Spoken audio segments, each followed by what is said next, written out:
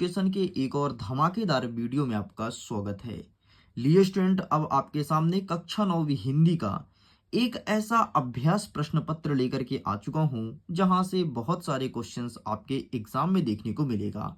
देखिए, मैं अभ्यास प्रश्न पत्र जो फर्स्ट सेट है उसका ऑलरेडी वीडियो अपलोड कर दिया हूं। कल ही वीडियो अपलोड कर दिया था। अगर आपने नहीं देखा तो प्लीज जाइए जाकर के देख लीजिए। और अगर आपने इस सेट की सभी क्वेश्चंस को अच्छे से प्रिपेयर कर लिया है तो अब आपकी बारी है कि कक्षा 9वीं हिंदी के सेकंड सेट को भी अच्छे से प्रिपेयर कर लें, क्योंकि आपको पता है आपके एग्जाम में दोनों सेटों को मिलाकर ही क्वेश्चन पेपर बनाया जाएगा।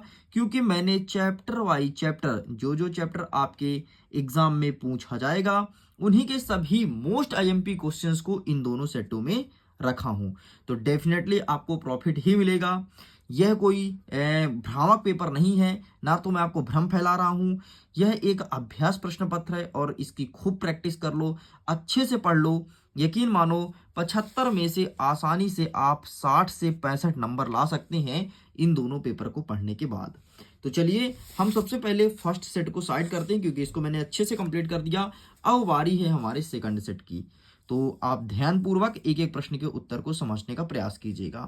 पहला नंबर कहता है कि कबीरदास की रचना है। आपको पता है एमपी बोर्ड हर साल इस प्रश्न को पूछा है। देखो, इसीलिए हमने सेट सेकंड में और सेट फर्स्ट में भी डाला इस क्वेश्चन को, और पहले नंबर में, क्योंकि पहला क्वेश्चन आपके स्कूल में ये भी हो सकता है।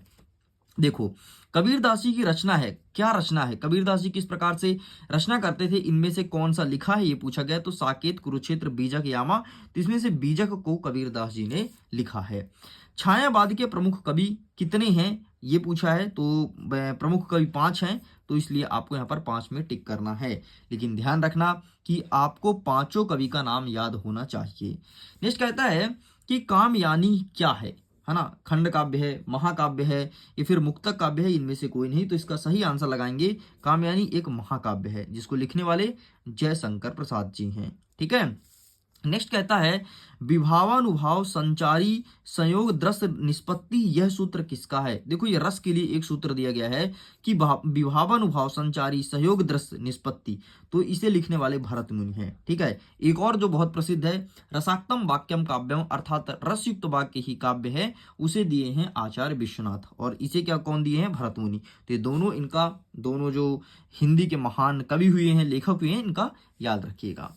नेक्स्ट कह रहा है कि जहां किसी शब्द की आवृत्ति एक से अधिक बार होती है किंतु इसका अर्थ भिन्न भिन्न होता है, वहां कौन सा अलंकार होता है? तो देखो, जब एक ही शब्द की आवृत्ति बार बार हो और अर्थ डिफरेंट हो, वहां कहलाता है यमक अलंकार। इसका एक अच्छा एग्जांपल है कनक कनक ते 100 गुनी। अब देखो, मैंने 2 बार कनक बोला। एक कनक का मतलब होता है सोना और दूसरे कनक का मतलब होता है धतूरा। ठीक है, वही सोना गोल्ड और धतूरा जो शंकर जी पर फूल चढ़ता है। तो कनक कनक ते 100 गुनी, मां दक्ता अधिकाय, या पाए बौराय नर, या खाए बौराय। मतलब अगर कोई व्यक्ति बहुत ज्यादा सोना पा जाता है तो पागल हो जाएगा, और अगर कोई व्यक्ति धतूरा खा लेता है तो वो भी पागल हो जाएगा। ठीक है। बस बेशर्ते ये कि एक खुशी के मारे पागल होगा तो दूसरा जहर के मारे पागल हो जाएगा। नेक्स्ट कहता है 6वां नंबर, किसी भी बात पर अतिरिक्त बल देने के लिए जिन शब्दों का प्रयोग करते हैं वो कौन शब्द कहलाते हैं? तो उसे कहते हैं निपात शब्द। एग्जाम्पल के तौर पर समझना, जैसे मैं बोल रहा हूं कि मैं बाजार जाऊंगा, ये बहुत सिंपल सा वाक्य मैंने बोला, मैं बाजार जाऊंगा, सिंपल सा है।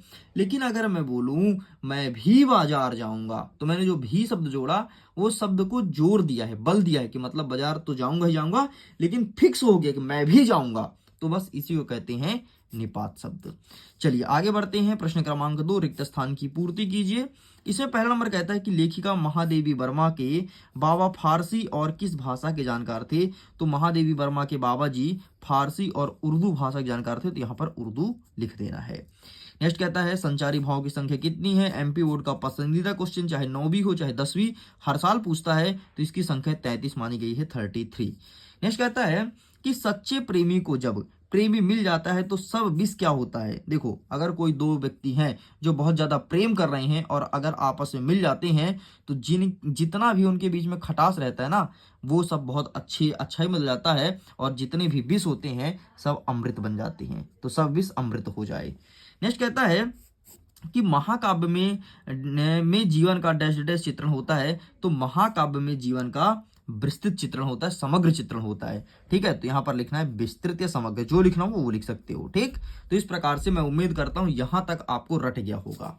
चलिए आगे बढ़ते हैं, आगे कुछ क्वेश्चंस को समझने का प्रयास करते हैं। दिमाग में अच्छे से बैठा लीजिएगा, सब चीज रट लो, यही सब आएगा तुम्हारे एग्जाम में। इससे बाहर का 1 नंबर का भी प्रश्न नहीं आएगा, क्योंकि सभी इंपॉर्टेंट क्वेश्चंस को मैंने यहाँ पर डाल दिया भाई। अब क्या आएगा बाहर से तुम खुद सोचो। नेक्स्ट कहता है कि पात्रों के संवादों से प्रस्तुत रचना क्या कहलाती है? तो पात्रों के संवादों से प्रस्तुत रचना नाटक कहलाती है ना। जब कई सारे व्यक्ति होते हैं और पात्र ही कुछ बोले, है ना, रामलीला वगैरह देखी होगी यार, घर गांव में जो होता है ना, कोई राम बनता है, कोई लक्ष्मण, कोई सीता, फिर वो आते हैं तो अपना पाठ करते हैं, मतलब जो उनको कहना होता है वो कहते हैं संस्कृत भाषा में। ठीक, तो पात्रों के संवाद प्रस्तुत रचना को नाटक कहते हैं। रीढ़ की हड्डी एकांकी में कुल कितने पात्र हैं? तो 6 पात्र थे। इस प्रकार से हमारे फिल इन द ब्लैंक्स मतलब खाली स्थान कंप्लीट होता है। आगे बढ़ते हैं, प्रश्न क्रमांक 7, सत्य और असत्य लिखिए। आइए इसको भी कवर करते हैं। पहला नंबर कहता है कि सुमित्रानंदन पंत प्रकृति प्रेमी कवि थे। क्या ये प्रकृति प्रेमी कवि थे? तो बिल्कुल सत्य है। सुकुमार, प्रकृति के सुकुमार कवि सुमित्रानंदन पंत को ही कहा जाता है। नेक्स्ट कहता है राम भक्ति शाखा के प्रमुख कवि सूरदास जी हैं। नहीं यार, सूरदास जी राम भक्ति के नहीं है, बल्कि कृष्ण भक्ति शाखा के कवि हैं। नेक्स्ट कहता है कि जिसके कारण मन में भाव जागृत हो उसे आलंबन कहते हैं। जिसके कारण मन में भाव जागृत हो उसे आलंबन नहीं बल्कि उसे उद्दीपन कहते हैं, इसलिए ये भी गलत हो जाएगा। कामयानी को लिखने वाले तुलसीदास नहीं, जयशंकर प्रसाद है, मैंने पहले ही बोला। नेक्स्ट कहता है जो दंड शब्द है उसका विलोम क्या सजा होता है? नहीं, दंड का विलोम सजा नहीं होता। दंड और सजा दोनों सेम चीज है, तो दंड का विलोम सजा नहीं होगा, इसलिए असत्य हो जाएगा। नेक्स्ट क्या कहता है किरण शब्द का पर्यायवाची रश्मि है। क्या है? रसीम है, तो बिल्कुल सत्य है। ठीक, रसीम है। किरण का पर्यायवाची क्या है? रसीम है। चलें आगे बढ़ते हैं।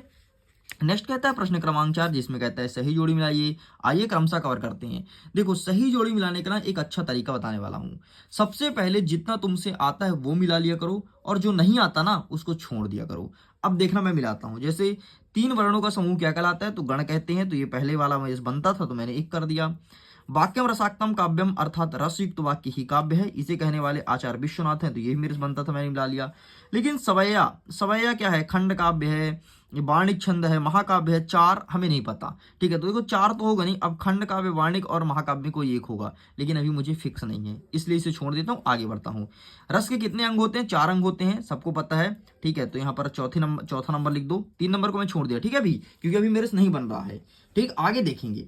अब रस के कितने अंग होते हैं? 4 होते हैं, स्थायी भाव, विभव, अनुभव और संचारी भाव। अच्छा, पंचवटी क्या है? तो पंचवटी भाई साहब एक खंड काव्य है, तो ये 5वां नंबर कर दो।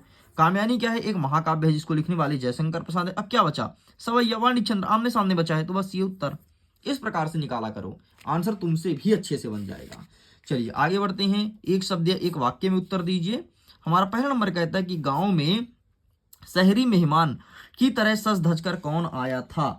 तो गांव में शहरी मेहमान की तरह सज धज कर बादल आए थे। बादल, तो यहाँ पर बादल लिख दो।